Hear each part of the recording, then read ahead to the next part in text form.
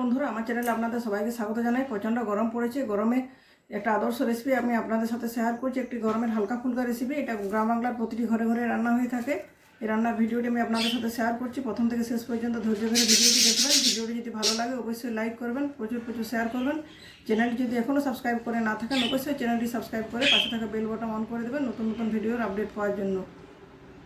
তো চলুন বন্ধুরা, রেসিপিটি এবার শুরু করি। রেসিপিটি শুরু করার আগে জানিয়ে দিই বন্ধুরা, আমি এখানে কী নিয়েছি দেখুন। এখানে মুগ ডাল নিয়েছি। মুগ ডালটা বেটে বড়া বানাবো।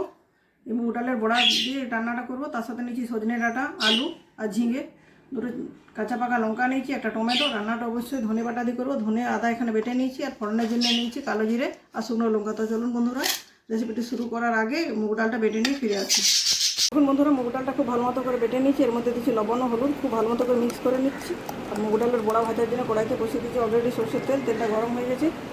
গরম তেলে মুগ ডালের ফুলগুলো ভেজে নিচ্ছি।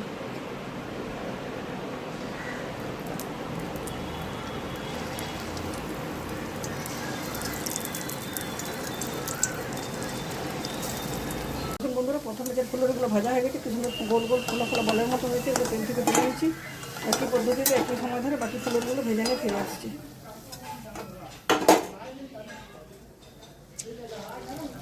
বন্ধুরা, সমস্ত বড়া বা ফুলগুলো ভাজা হয়ে গেছে। কড়াইতে অনেকটা তেল আছে। গরম তেলে দিয়ে দিচ্ছি কালো জিরে, দুটো শুকনো লঙ্কার ফোড়ন। লঙ্কাগুলো মাছ থেকে ভেঙে দিচ্ছি।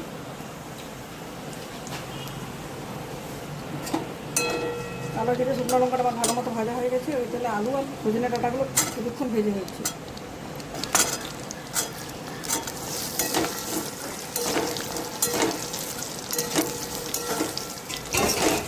সজনে ডাঁটা আর আলু খুব ভালো মতো ভাজা হয়ে গেছে। এতক্ষণ পর্যন্ত লবণ আমি অ্যাড করিনি। এরপর অ্যাড করছি পরিমাণ মতো লবণ আর হলুদ। এরপর দিয়ে দিচ্ছি কেটে রাখা টমেটো।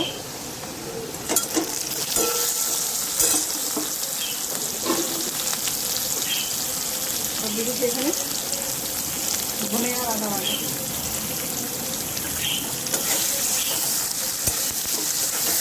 সজনে ডাঁটা মশলা খুব ভালো মতো কষে নিচ্ছি। কিছুক্ষণ কষানো হয়ে গেলে কেটে রাখা ঝিঙেটা এখানে অ্যাড করে দিচ্ছি।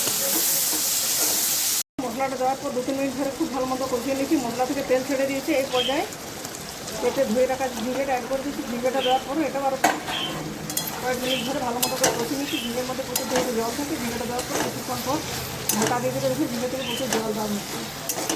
এই পর্যায়ে জল অ্যাড করার আর প্রয়োজন নেই। পরে প্রয়োজন বুঝে জলটা অ্যাড করতে হবে। ওপর ঢাকা দিয়ে দিচ্ছি। এখন বন্ধুরা, ঝিঙেটা মশলার সাথে খুব ভালো মতো কষানো হয়ে গেছে। ঝিঙে থেকে আগে তো ভীষণ জল বেরোবে, এখন জল বেরোচ্ছে। সেই জলে ঝিঙেটা সিদ্ধ হয়ে গেছে।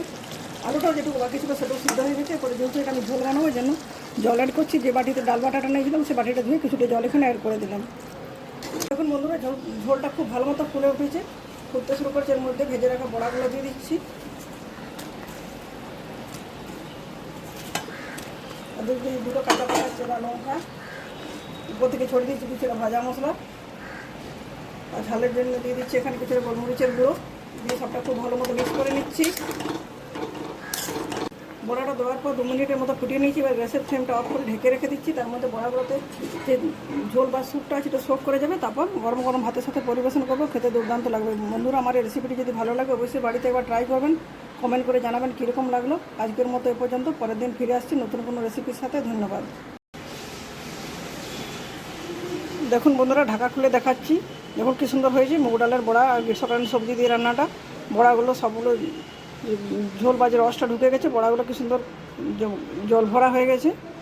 অবশ্যই এটা জল বড়া নেই, তেলে ভেজেছি। এই ধরনের হালকা রান্না অবশ্যই বাড়িতে বানান। দেখুন কী সুন্দর হয়েছে দেখতে। দেখেই মনে হচ্ছে এক নিমেষে এক থালা ভাত শেষ হয়ে যাবে। দেখুন বন্ধুরা, আমার সবজি দিয়ে মুগ ডালের বড়ার রেসিপি কমপ্লিট হয়ে গেছে। সম্পূর্ণ নিরামিষ রেসিপি। দেখে জিভে জল চলে আসছে।